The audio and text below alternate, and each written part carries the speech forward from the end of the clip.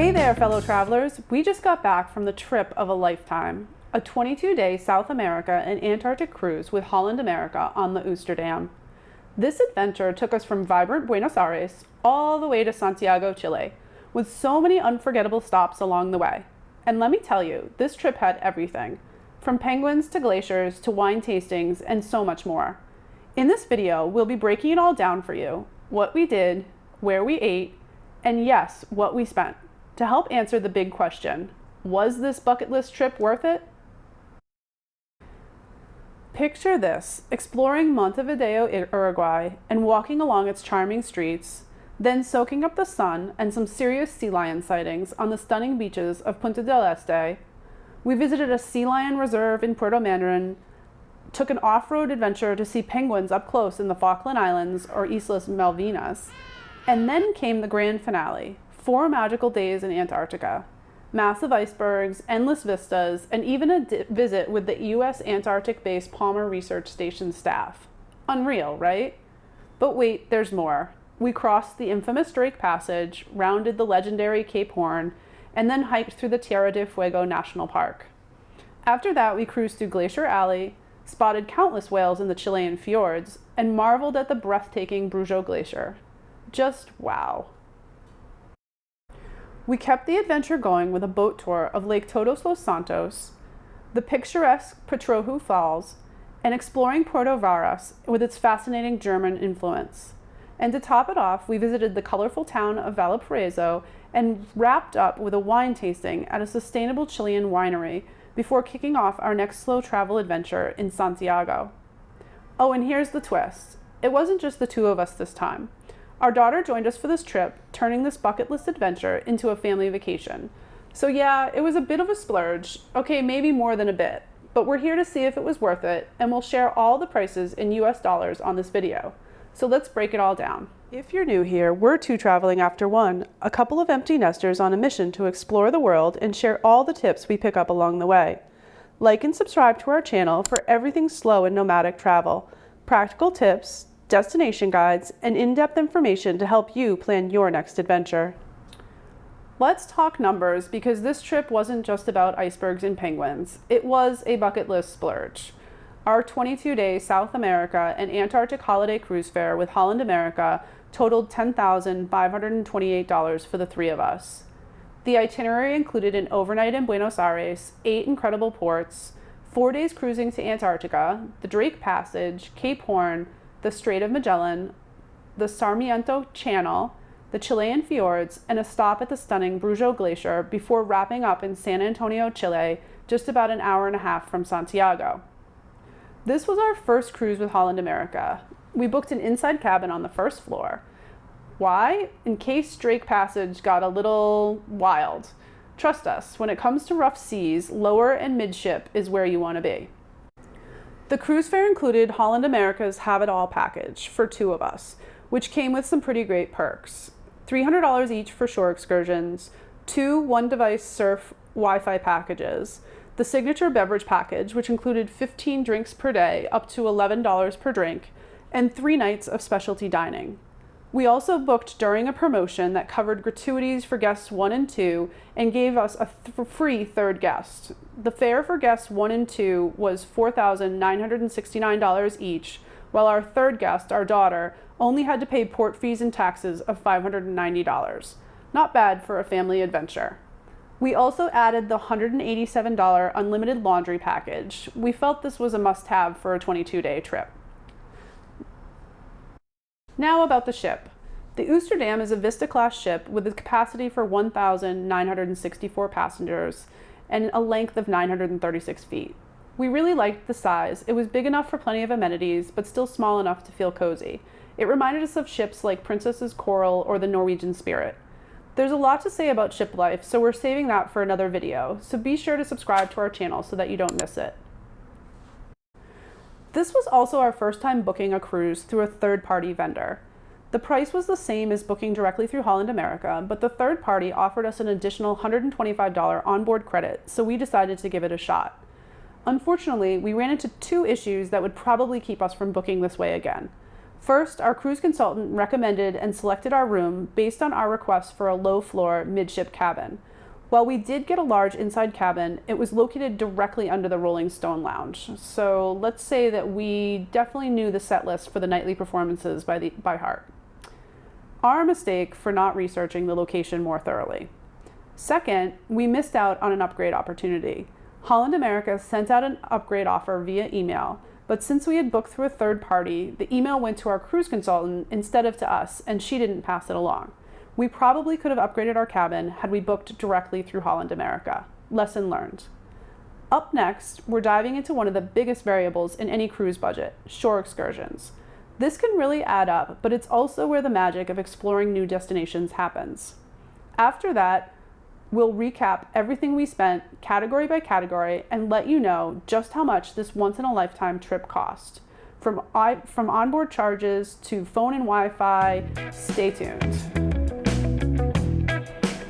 Let's talk about ports and shore excursions, a category that can really make or break your cruise budget. For this trip, we spent a total of $1,965.49 on excursions. But here's the thing. We're pretty independent travelers. We're not big fans of large group tours, so we only booked the ones that were absolutely necessary or to use our $300 shore excursion credit wisely. For most ports, we opted to explore at our own pace or book smaller, more personalized tours once we arrived. This approach not only gave us more flexibility, but also helped keep costs under control. In this section, we'll give you an overview of everything we did at each port and what it cost. If you're curious for more in-depth details about these amazing stops and activities, stay tuned. We'll be sharing all of that in an upcoming video. Our journey began with 2 days in the lively city of Buenos Aires. Since we had already spent an incredible 45 days in Buenos Aires before the cruise, we were pros at navigating the city. This time, it was all about showing our daughter some of the highlights. If you want a deeper dive into everything Buenos Aires has to offer, what we did and what we spent, check out our dedicated video. Highlights included the San Telmo Market and visits to landmarks like the Pink House at Plaza de Mayo. The local buses and subway made exploring easy, and the city's vibrant culture set the tone for the adventure ahead. After boarding the Oosterdam, we were treated with an incredible red-hued full moon as we set sail. Since we were already familiar with the city, this stop was super budget-friendly. Our main expenses were transportation and snacks, spending a total of $14.50. In Montevideo, we walked the Rambla Francia, visited the Fuente de los Condados, and explored Independence Plaza, surrounded by historic landmarks. We also stopped at the Intendencia de Montevideo for panoramic views of the city. We made a quick trip to the pharmacy for an allergy consultation and a prescription, and had local treats like dulce de leche cookies, and a box of alfaflores were a sweet treat to end the day. Montevideo was an incredible port to explore on our own, and we managed to do it all for just $89.63, spending money on an Uber back to port, souvenirs, and some shakes to cool off. Punta del Este welcomed us with coastal charm. From the Punta del Este lighthouse to the iconic La Mano sculpture, this seaside city was full of surprises. A walk along the coast brought us to beautiful beaches and scenic viewpoints, and we ended the day with stunning views of the harbor. Punta del Este was a mix of natural beauty, history, and relaxation. We explored on our own, and our expenses were just $13.79 for popsicles and waters, $11.09 to take in the 360-degree view from the La Vista, and $35.67 for some new sneakers for our daughter.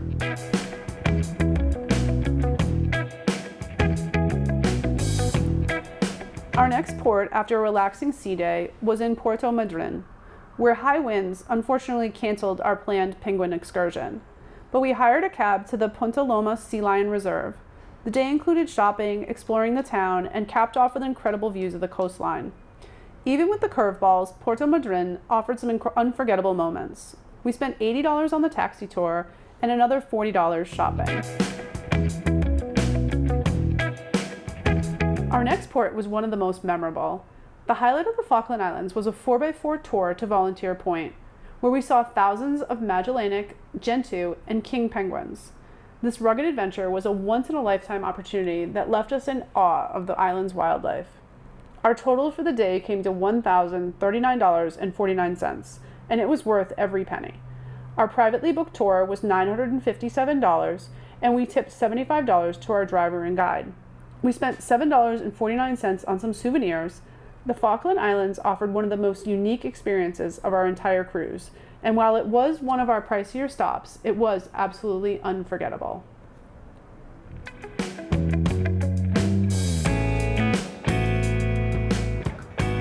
Over the next 4 days, we cruised to the icy wonderland of Antarctica, passing Elephant Island, Deception Island, and countless icebergs. A visit from the researchers at Palmer Station offered a rare insight into life on the continent. Whale sightings, penguins, and stunning glacial landscapes made this the heart of the journey.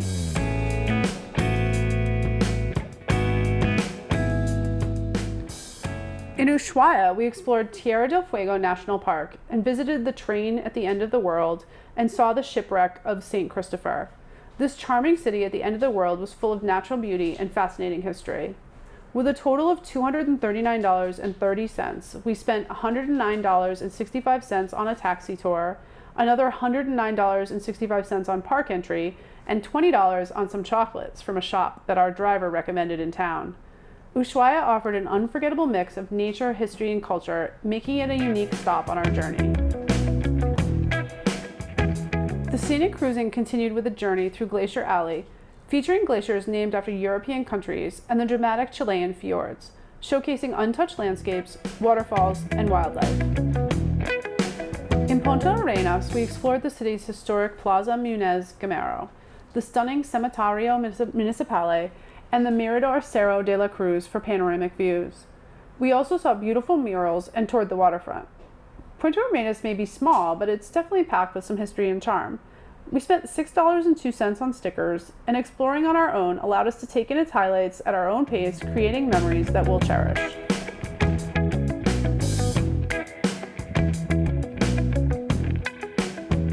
Sailing the Strait of Magellan felt like stepping into history, with its serene waters, dramatic landscapes. The Sarmiento Channel brought towering cliffs and mirror-like reflections, while the vibrant blue ice of Brujo Glacier left us speechless. The winding Chilean fjords, dotted with landscapes, waterfalls, and wildlife, were the perfect finale to the scenic cruising experience. Every turn revealed something magical that we'll always remember.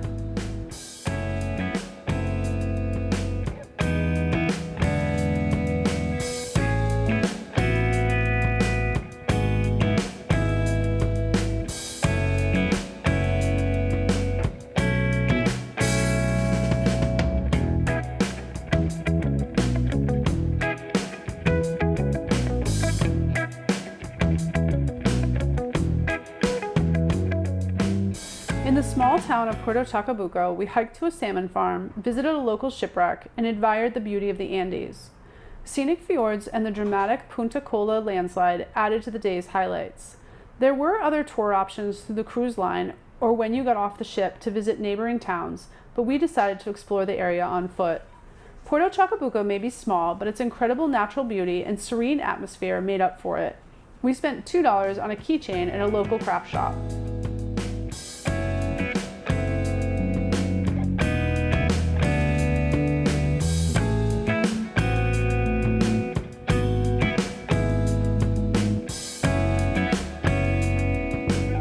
A full-day Holland America excursion in Puerto Montt took us to the Todos los Santos Lake, the Pachui Waterfalls, and Puerto Varas, known as the City of Roses. With clear views of 4 volcanoes and a delicious Chilean lunch, this day was packed with natural beauty and cultural charm. Our Holland America shore excursion was $194.95 per person, and thanks to the Have It All package credit, 2 of us were covered. We paid the additional $194.94 for our daughter to join us on this unforgettable journey.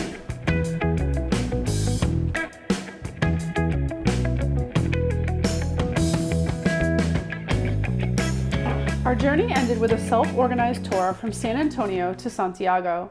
Stops included the Flower Clock, the Mayoe statue in Vina del Mar, and the colorful streets of Valparaíso, and a wine tasting at Casa El Bosque Vineyard. Arriving in Santiago marked the start of a new adventure. The day was a perfect blend of sightseeing, culture, and culinary delights. a great way to transition into the next stage of our adventure in Santiago. The tour cost $387 and we tipped our guide and driver $30. Lunch was $49.48 and we bought a few bottles of wine at the vineyard for $20.82. So what was the grand total for this 23-day adventure through Antarctica and South America? Here's the complete breakdown of what we spent and how it all added up. The cruise fare was $10,898.89 and by far our largest expense. This included the cruise fare, unlimited laundry package, and our onboard charges. At more than double what we typically spend in a month, this trip was a splurge, but a once-in-a-lifetime opportunity that was absolutely worth it for the memories. After our credits from the third-party booking company and the canceled shore excursion, we paid $183.89 in onboard charges. These included gratuities for our daughter, additional tips, and a photo package. Entertainment, $1,965.49. This category covered our shore excursions, admission fees, private tours, taxis, tips, plus our transportation to Santiago. By booking private tours instead of through the cruise line, we saved significantly. This might not work for everyone, but for us, the benefits outweighed the risks, allowing us to see more at our own pace. Phone and Wi-Fi, $137.49. Staying connected on a long trip was important to us, and we kept the cost manageable with a mix of plans. We upgraded to the premium Wi-Fi for $70, which provided faster speeds and allowed us to stream videos and shows. Our Have It All package included 2 basic Wi-Fi plans, perfect for emails, messaging, and social media. For additional connectivity in ports and while cruising, we used the GigSky eSIM, which cost $67.49. This plan works seamlessly in all ports except the Falkland Islands and provided coverage on the ship as long as we were 12 miles from land. GigSky's cruise and land packages are an affordable alternative to onboard Wi-Fi and can be purchased by data amount and duration. It's a great solution for staying connected. We've included a link in the description for more details. Food and drink, $138.67. This covered snacks, treats, and water we bought in ports. We didn't eat off the ship outside of meals included in tours, which helped us keep the costs down. Shopping, $98.05. Our shopping consisted mainly of souvenirs, stickers, some local items, and a new pair of Vans for our daughter that we snagged at a great price in Uruguay. Health and wellness, $43.84. An unexpected expense came from my pool chemical allergy, which required a doctor's visit in Montevideo for a prescription. Thankfully, this will be reimbursed by our international health insurance. Grand total, $13,282.43. This wasn't a cheap trip, but it was worth every memory. The cruise allowed us to explore Antarctica, the fjords, and the tip of South America in a way that we couldn't have done otherwise. The glaciers, wildlife, incredible people we met on board, and the unforgettable experiences made this a once-in-a-lifetime adventure. We hope that this breakdown helps you plan your own trip and gives you a realistic idea of what an adventure like this might cost. Don't forget to like and follow for more travel tips and slow travel content. Happy travels!